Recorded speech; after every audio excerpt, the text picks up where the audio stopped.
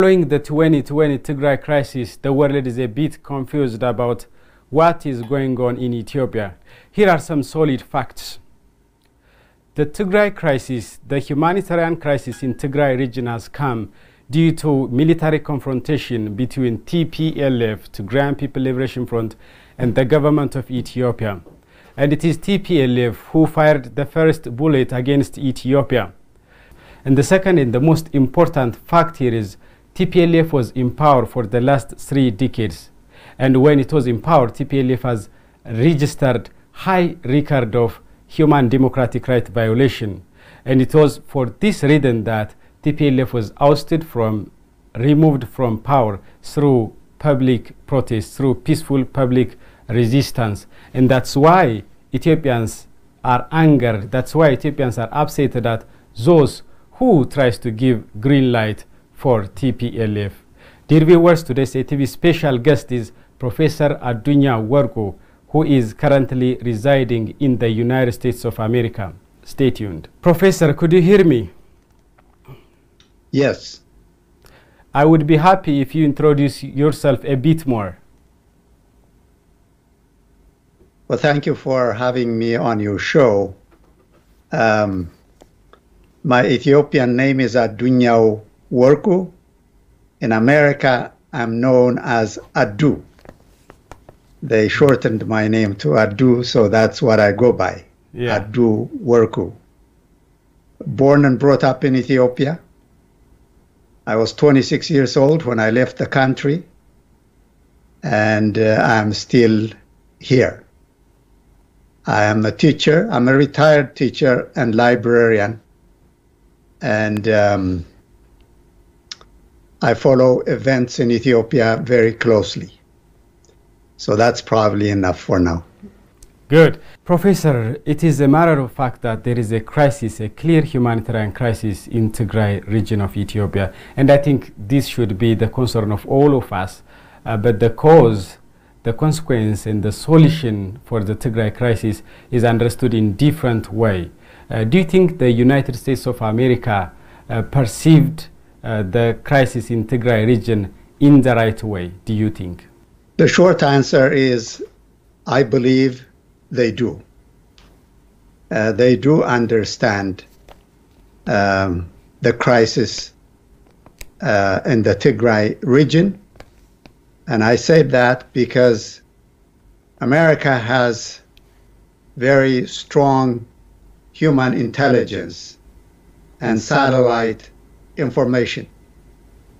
So they know. They have known the TPLF for at least 3 decades, maybe 4. Before the TPLF came to power, the American government, American politicians communicated with the TPLF to see if there could be an alternative to the Mengistu Haile Mariam regime. So they know the TPLF very, very well. And they do know the current crisis, I believe, very well as well. Okay. So why they failed to condemn the act of TPLF? Why did they keep silent? That has been a puzzle for Ethiopians in general, both Ethiopians in Ethiopia and Ethiopian Americans and Ethiopian Europeans, the so-called diaspora. The diaspora Ethiopian community in the world, I can say, has been baffled, has been confused, has been puzzled by the decidedly pro-TPLF stand, not only the United States, but Western Europe and the entire Western media. It is puzzling, it is one-sided, it is biased, and it is unfair. Now, why they do that is only best known to them. But there are a lot of speculations, a lot of theories. Why is it that the Western governments the United States government, European governments, and the Western media, why do they have a concerted, coordinated attack on Ethiopia? Yeah, here in Ethiopia, Ethiopians are conducting a demonstration that condemned the United States stand on current Ethiopian politics. What is the reaction of Ethiopian diaspora there in the United States of America? Well, the diaspora Ethiopian reaction is that, number one, the coming together of the Ethiopian people for the first time in years has encouraged the diaspora community of Ethiopians to come together as well. There are demonstrations in Ethiopia, and there are demonstrations in the diaspora among Ethiopian Americans, European Americans, and everywhere else. The TPLF has tried for decades to divide the Ethiopian people by pigeonholing them into ethnic enclaves, playing one ethnic group against another. And even here in the diaspora Ethiopian community has been divided as well along ethnic lines. But there is a coming together at this point because the Ethiopian community at large, both inside Ethiopia excuse me, and outside, feel that there is an existential threat, both domestic and foreign. So, going back to your earlier questions, why is this? You know, we're scratching our heads to find answers, and there are theories flying all over. The stated reason by the West in general and the United States government in particular is that they are concerned about human rights violations in Tigray, and they are also concerned about the stability of Ethiopia as a nation. So in a sense, they feel that they should save Ethiopia from itself. That's what it sounds like. Now, the speculations are that there are other bigger reasons. So the first conjecture or theory or speculation is the dam and the conflict it has caused between a valued U.S. ally, Egypt, and Ethiopia. So the Trump administration even suggested that the dam should be bombed. So speculation number one is it's because of the dam that America has taken a stand against Ethiopia. Speculation number two, the Chinese factor. The Biden administration seems to have a China doctrine. And China is well established in Africa in general, and the Horn of Africa in particular, and definitely in Ethiopia. So the Western nations, and America in this case, wants to stop Chinese entrenchment in the region. So that is speculation number two. Speculation number three. The Americans, and especially the American officials like Susan Rice, Samantha Power, and others who are part of the Obama administration and who are decidedly supportive and pro-TPLF, are still in power in the Biden administration. Therefore, they are coming through for a friend, the TPLF. I don't know how much credence to give that factor. Friendships matter. The Tigray People's Liberation Front very carefully cultivated strategic partnerships and personal friendships. When Meles Zenawi died, Susan Rice was grief-stricken. She was in tears. So there is a very strong personal relationship. So maybe the United States is trying to save the TPLF, in spite of the fact that the TPLF started this war and are still fighting, in spite of the fact that the Ethiopian government has declared a ceasefire. So that's the third speculation. In other words, people are puzzled as to, is there a hidden agenda? Does the United States and Western Europe have a hidden agenda? And that's why they're pressuring Ethiopia in the context of the Tigray crisis. What is it? Which is it? Is it all of the above? So I think the American government and the Western powers have some explaining to do to the Ethiopian people so that the Ethiopian people can understand what they are up to. What is frightening the Ethiopians, both outside and inside the country, is that this escalation attack on Ethiopia may lead to worse consequences. Ethiopians are nervous about what happened in Afghanistan, in Syria, in Iraq, in Libya, in Yemen. We do not want that to happen. The United States and Ethiopia have been friends for a long time. And Ethiopia has been on the side of the United States, fighting wars even on the side of the United States, in Korea, in Congo, in Somalia, Rwanda, South Sudan. Ethiopian peacekeepers have cooperated with the American government and the Western powers. So what is it? Speculation number 4, I forgot, is that maybe they have something against Prime Minister Abiy. Maybe they perceive that his vision for Ethiopia, his vision for the region or for Africa is not what they like.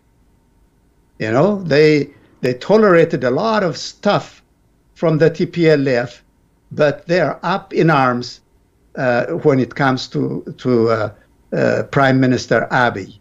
So all these are speculations in the absence of a satisfactory explanation on the part of Western powers.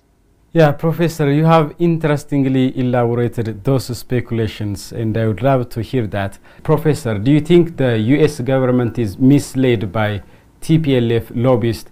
In the United States, lobbyists are paid millions and millions of dollars for what they do. The TPLF has top-notch lobbyists, powerful lobbyists that money can buy.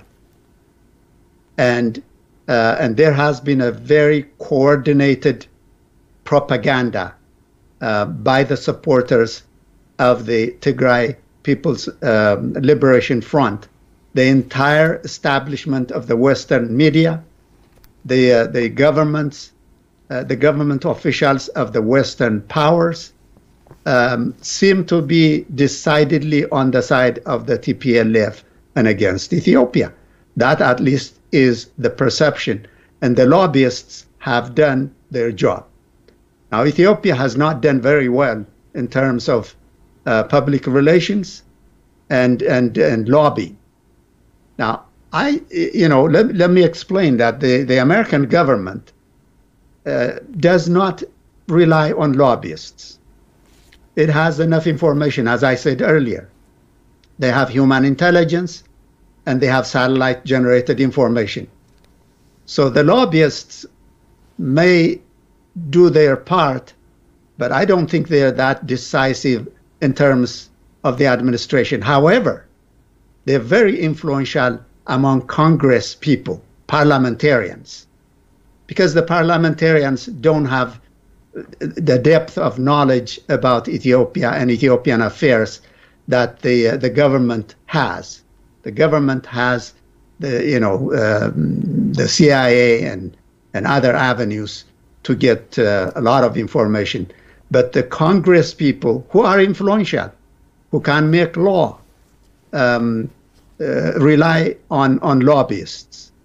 So in that regard, the lobbyists are very influential.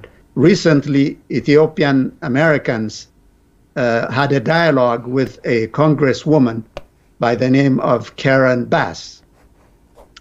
And she listened to our concerns. And there is a lot of influence by lobbyists in favor of the TPLF. And so we're really trying to make the American government, the American congressional leadership, the media, to get a fuller picture so that there should be no mistakes made in decision-making in Ethiopia. Good. You guys, Ethiopian diaspora in the United States of America, have created an association, and the purpose of which is to influence the U.S. government to reassess its stand on Ethiopia. So my question here is, what is the name of that association? How you are initiated to form to establish such association? There are different groups in among the diaspora, especially in the United States. One of them is the Ethiopian American Civic Council, a very active group. I'm a member of that group. And our main purpose is to inform Americans and American policymakers that there are two sides to this story. It is not a one-sided story.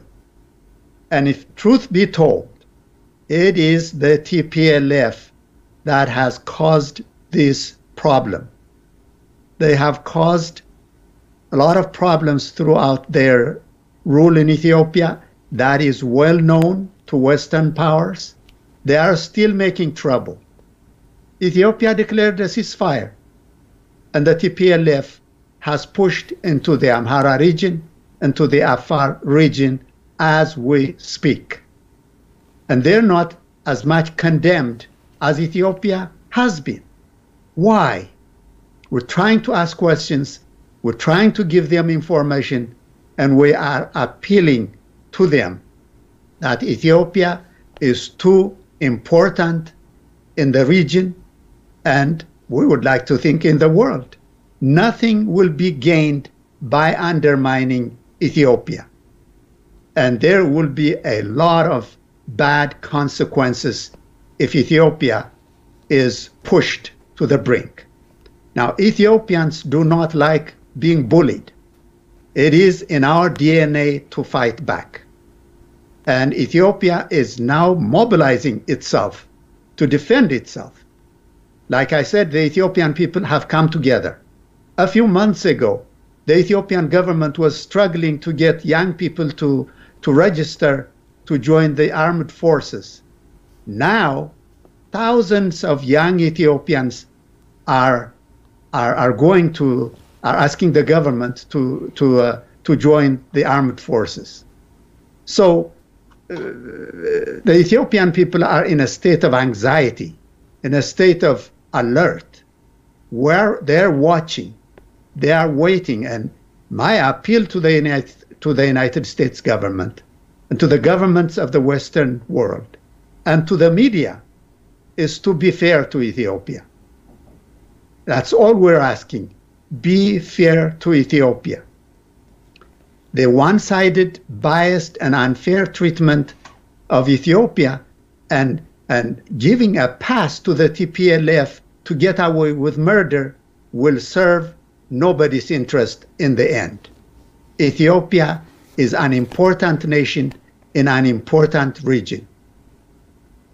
So we're trying to make the United States government, we are American citizens. We vote, and we overwhelmingly voted for the Biden administration and for the Democratic ticket up and down the establishment. And we're disappointed and dismayed, frankly, that the American government, the Biden administration, has taken this anti-Ethiopian, decidedly pro-TPLF posture. we're trying to appeal to our government here in the United States that the truth should be balanced. Ethiopia needs to be treated fairly. So that's what we're trying to do. Yeah. Yeah, even the victory of Joe Biden was celebrated here in Ethiopia because Ethiopians were believing like Joe Biden administration will do something positive for Ethiopia and for black people of the world. Anyway, what kind of results you have gained because of your work in your association, Professor? We have not given up, but we have a long way to go.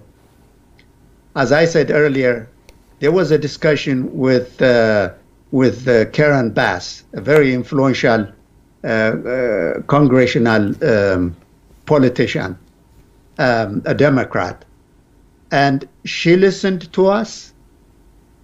She promised that she would convey our concerns, and she even promised that she would go to Ethiopia and observe things in person on the ground.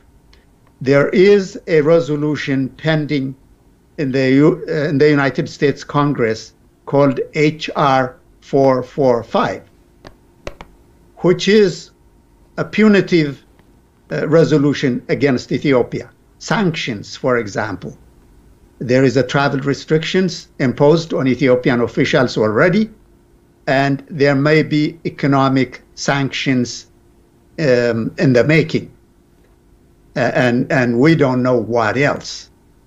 So we feel encouraged that at least Karen Bass has taken our plea seriously, and for now, H.R. 445 is kind of tabled, as it were. Waiting for more information, for more deliberations, and hopefully when she comes to Ethiopia in September, that she will have access to officials to talk to, access to travel so she can have first-hand information. By the way, we're all dismayed and saddened about human rights in Ethiopia, in Tigray, and the Tigray region and the rest of Ethiopia. After all, they are all our people. And we mourn the loss of innocent lives. We mourn the human rights violations of innocent people. We do not support one side or the other that is involved in human rights violations. So we are on the same page with America and Europe and the media on that score. No difference among us. However, there is this bias. When the TPLF does it, there is a blind eye. When the Ethiopians are involved in this and that, it is a big deal. It should be a big deal for everyone. There should be a balance. Now, Prime Minister Abiy and his government, to his credit and to the government's credit, has taken responsibility. And they have acknowledged that there have been rogue elements in the armed forces who have violated human rights, the human rights of innocent people. And they have promised to bring those people to justice. Now that is encouraging. The TPLF hasn't done any of that. They are still involved in raping and beating and killing people and getting away with it. That's where the resentment among the Ethiopians comes from. Yeah. Professor, I would like to hear your speculation regarding the future of TPLF. Do you think TPLF will continue as a terrorist group, or do you think TPLF will come to power, or do you think TPLF will totally be destroyed? What's your speculation here? The future is not easy to predict. Of course. It is always the case that we prepare for the future, we plan for the future, but we do not know what the future holds. We prepare for it as best we can. The fact is this: the Tigray Liberation Front has been a criminal enterprise from its very inception. They formed themselves in the 1960s, and they have been murderers, human rights violators, looters, and everything else you can think of. They were born by the sword, they lived by the sword, and they probably will die by the sword. It's a criminal enterprise, pure and simple. They have tormented and tortured the Ethiopian people for almost 3 decades. And the Ethiopian people finally said, enough. And they threw them out of power. So they're trying to regain power. They're trying everything to regain power. But I don't believe that the Ethiopian people will let them this time. There will be a fight to the bitter end. Unfortunately, innocent people will be hurt. Property will be destroyed. The country cannot and does not afford this. So my hope and prayer is that the Western powers will be partners in the peacemaking process instead of taking sides against one and in favor of another. Be an honest broker and get peace in Ethiopia. The best case scenario is for the Tigray people to elect new leadership that can cooperate with the rest of the Ethiopian leadership so we can move forward. The TPLF is a fossilized force. They're rigid, they're immovable, they will not change. I don't believe they will change. If they are given a chance to come to power, they will do exactly the same thing they did before. That's what they know to do, and that's what they are still doing. So my appeal to the Western governments, the Western media, is to be fair and to work for common cause to bring peace to Ethiopia, which will mean peace for the region and beyond. Good. So what's your message for Ethiopians and for the government of Ethiopia to effectively tackle TPLF's terrorist act and to effectively avoid TPLF? Well, I think the Ethiopian people do not need my advice at this point. I think the Ethiopian people are uniting for the first time in many, many years. They're coming together. They view this as an existential threat, a serious threat to national security, to their own well-being, regardless of ethnicity, regardless of region. I think the Ethiopian people have identified a common enemy, the TPLF, and they're ready to fight. And who can blame them? I don't blame them. The TPLF is not interested in peace. It is interested in fighting to the bitter end and regaining power again. And I don't think the Ethiopian people want that. I think the Ethiopian people and the Ethiopian armed forces will fight to the bitter end. Now, the government needs to do better with public relations and lobbying and all that. They have lost that battle to the TPLF. Hopefully better days are coming. Like everything else, this war will be over someday. But when it is, the Ethiopian people, including our people in Tigray, should heal, should forge a united front and create a new Ethiopia for all Ethiopians. That is my wish and prayer. I just hope and pray that that peace will be restored. I lived and worked in Tigray. I know the Tigray people. I heard for them. They're generous people. They're deeply spiritual people. And they're courageous people. But their cause has been hijacked by a criminal enterprise which has not done good even for them. Over 60,000 Tigrayans perished under the TPLF. At least that's the figure I've seen. The TPLF has not done any good for the Tigray people. It really hasn't. And it is time to change course for all of us to change course and live with each other peacefully. We have a beautiful country. Even though we are in the diaspora, we're out of Ethiopia, Ethiopia is still in our hearts.